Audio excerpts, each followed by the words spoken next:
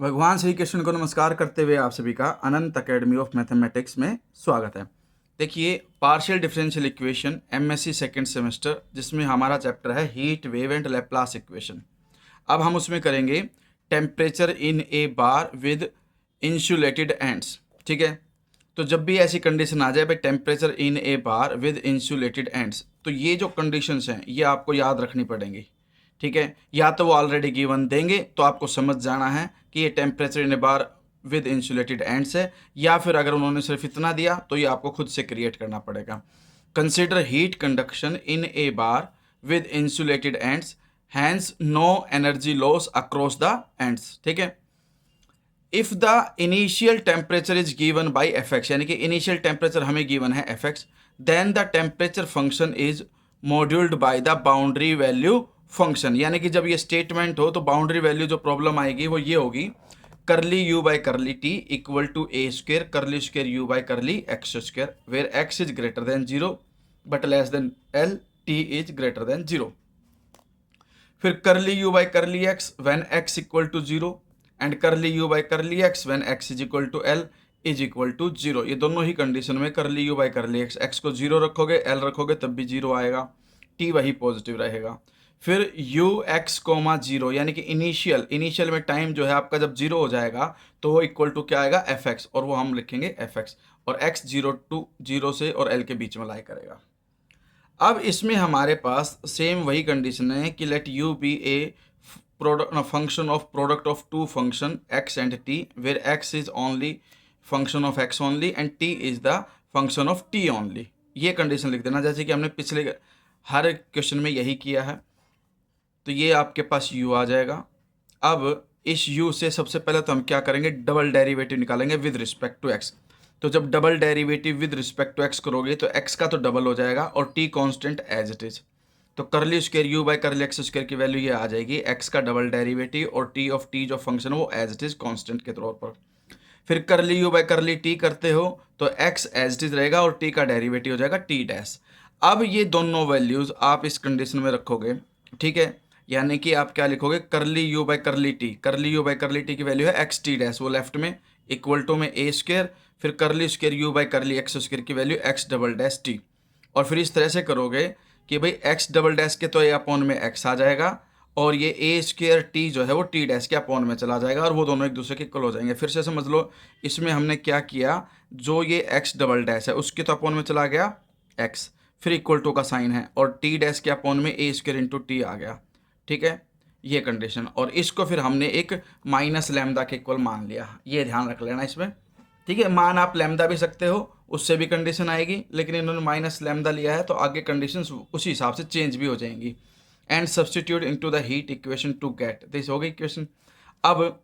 ये इधर जा करके मल्टीप्लाई हो गया और टी डैश के साथ ऐड हो जाएगा, एक इक्वेशन तो ये बनेगी। दूसरा, जब इसको इस इक्वल टू माइनस लैम्डा रखोगे तो एक्स यहाँ मल्टीप्लाई हो जाएगा माइनस लैम्डा एक्स और फिर इसके साथ आकर के ऐड हो जाएगा और X double dash plus lambda X equal to zero, ये इक्वेशन आ जाएगी। अब ये हमें ऑलरेडी क्वेश्चन में ही गिवन है कि भाई जब u का विद रिस्पेक्ट टू x करेंगे और उसमें x की वैल्यू जीरो पुट करेंगे तो वो जीरो के इक्वल आएगा। अब u हमारे पास ये है, उसका derivative with respect to x का मतलब x डैश, और x डैश में जैसे ही मैं x की वैल्यू जीरो रखूंगा तो वो इक्वल टू जीरो हमें गिवन है क्वेश्चन के अकॉर्डिंग, तो लिख देंगे जीरो। इन दोनों का प्रोडक्ट जीरो है ही, ये नॉन जीरो है तो ये हट करके x डैश जीरो क्या आ जाएगा, जीरो। फिर सेम वे में जब मैं जीरो की जगह पे एल लिखूंगा तो यहाँ एल आ जाएगा और एक्स डैश एल भी आपका क्या हो जाएगा, जीरो। ठीक है, तो इसमें हमारे पास ये कंडीशन आने के बाद अब हम आगे बढ़ते हैं। X double dash plus lambda X equal to zero और X dash at zero X dash at L is equal to zero, ये इक्वेशन वन, ये इक्वेशन टू बन गई।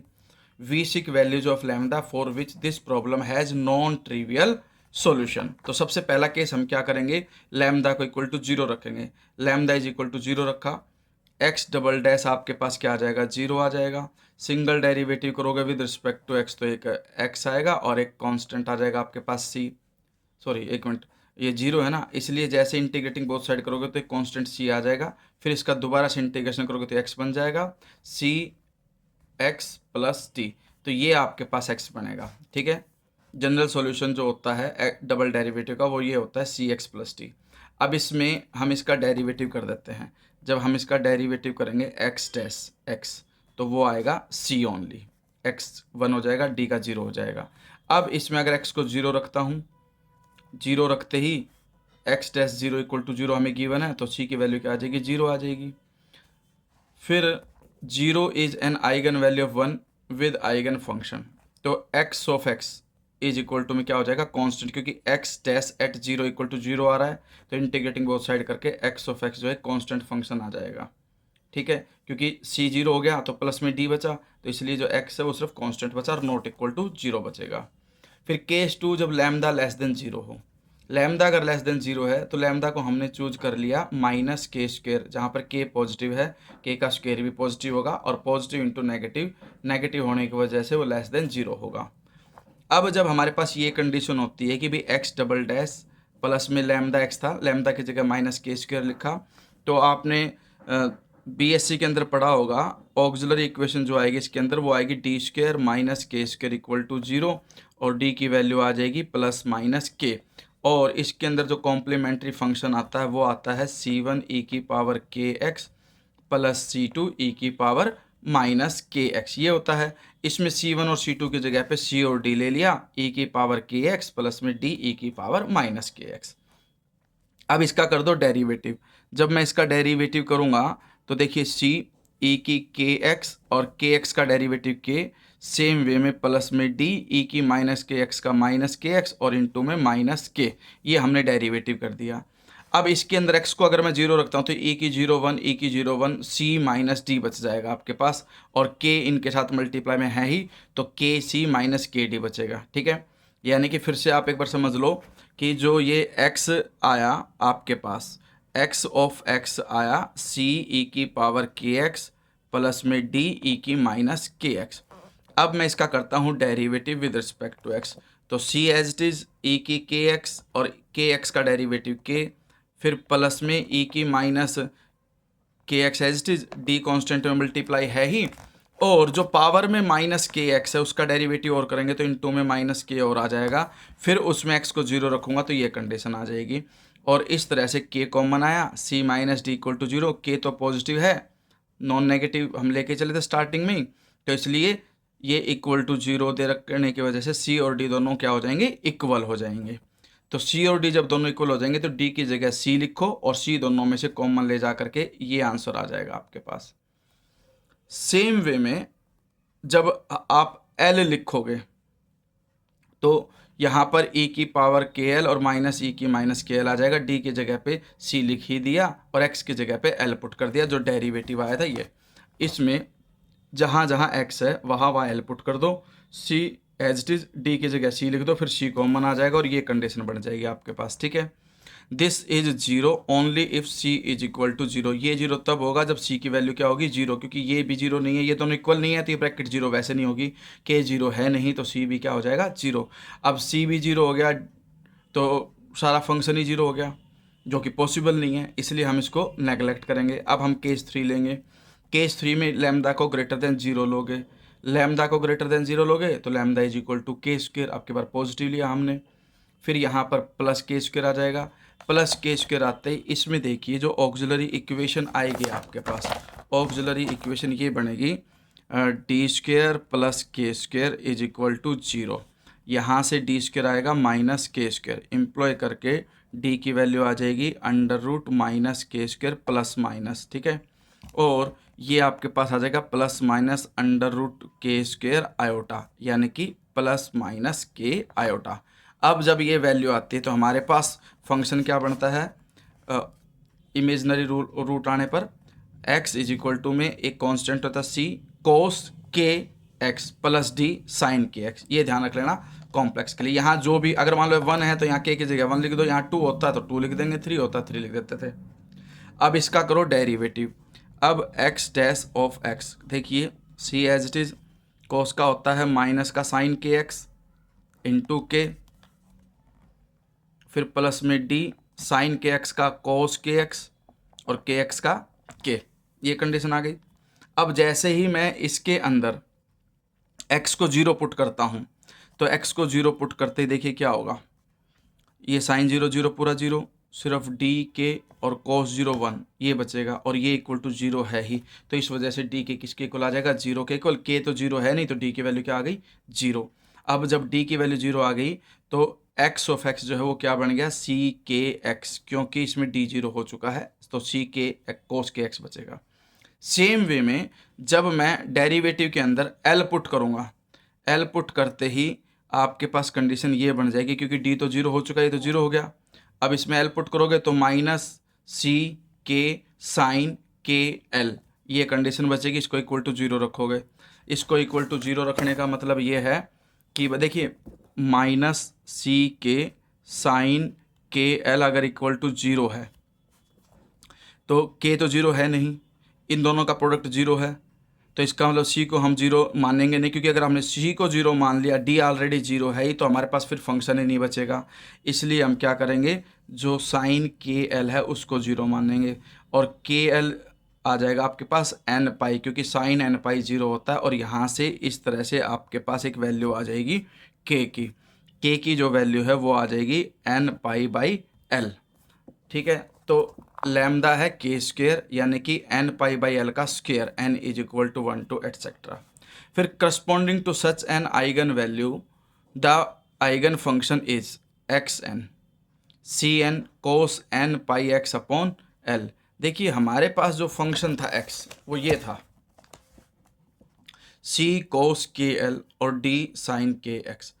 अब आपके पास ये वैल्यू तो ऑटोमेटिकली वैसे ही 0 हो चुकी, क्योंकि डी 0 है, तो सिर्फ क्या बचा, ये बचा था। अब इसके अंदर जो हमने के निकाला, के की वैल्यू रख दी, ठीक है। के की वैल्यू आ गई एन पाई अपॉन एल, तो एक्स क्या बना, सी कोस एन पाई अपॉन एल और एक्स, ये कंडीशन इसलिए बने। और उसको जनरल फॉर्म के लिए हमने यहाँ पर एक कॉन्स्टेंट की जगह पे सी एन लिख दिया, ठीक है, ये जनरल फॉर्म बन गई। अब we can combine case 1 and 3 by writing, अब लैम्डा इज इक्वल टू में this for N is equal to 0 1 2 etcetera. तो आइगन फंक्शन ये बन जाएगा आपके पास C N cos N pi X by L. तो दिस इज ए कॉन्स्टेंट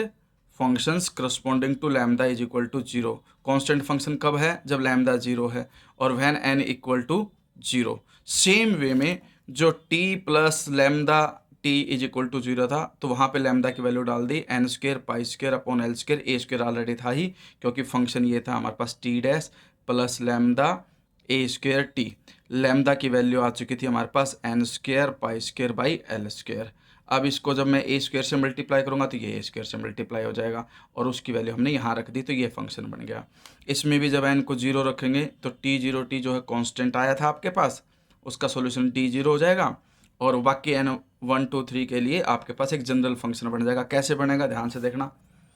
ये डी डैश है, ठीक है, तो डी,